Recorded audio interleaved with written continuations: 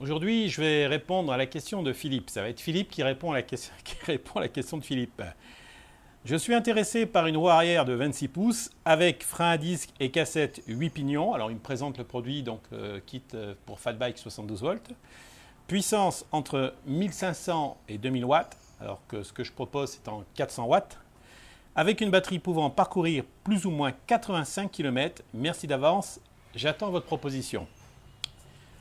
Alors, c'est pas innocent si j'ai mis que 400 watts de puissance sur un 72 volts parce que avec une batterie de 10 ampères heure qui pèse déjà à la base 5 kg, ça permet d'avoir 35 km d'autonomie en roulant à la vitesse de 45 km/h.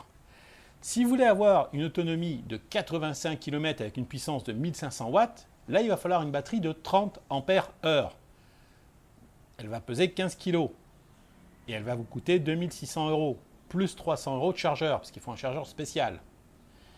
Si vous prenez le cas donc, de 2000 watts, ben là pareil, il va falloir une batterie pour 85 km, il va falloir une batterie de 60 ampères heure, soit déjà un poids de 30 kg et une addition de 5300 euros plus 300 euros de chargeur. J'ai déjà fait une vidéo là-dessus où je vous demande de faire attention à la puissance. Qui dit grosse puissance dit grosse batterie, gros réservoir. Lorsqu'on vous propose des vélos électriques qui font 1000 watts de puissance et qu'on vous dit on a mis une batterie de 10 ampères, c'est faux, faux, faux et archi faux. Ça ne peut pas fonctionner. Soit vous n'aurez absolument pas d'autonomie, soit la batterie elle fera un déjeuner de soleil. Vous voyez, si vous avez vraiment 1000 watts, d'abord 1000 watts c'est déjà des gros contrôleurs. Si vous avez vraiment 1000 watts sur le vélo, vous ne pouvez pas avoir une batterie de 10 ampères heure. C'est au minimum une batterie de 15 voire de 20 ampères heure pour 1000 watts.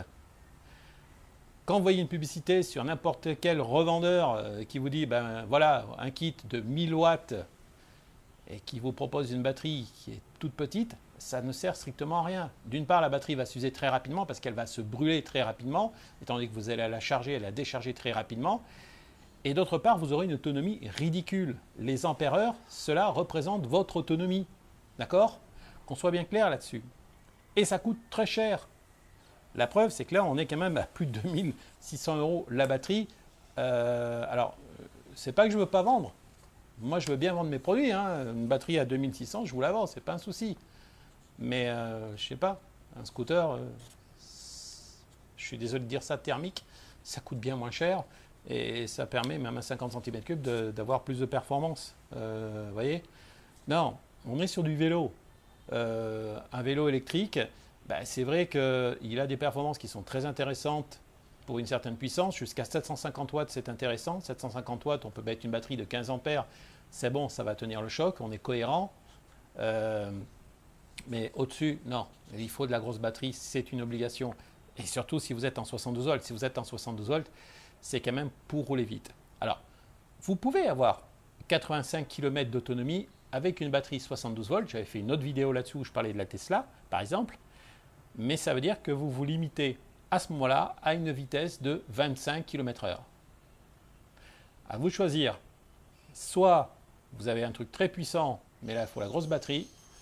Soit vous avez ce que je vends, mais dans ce cas-là, vous vous limitez à la vitesse, c'est-à-dire vous ne roulez pas plus de 25 km/h. Et là, vous aurez vos 85 km d'autonomie. À vous de voir.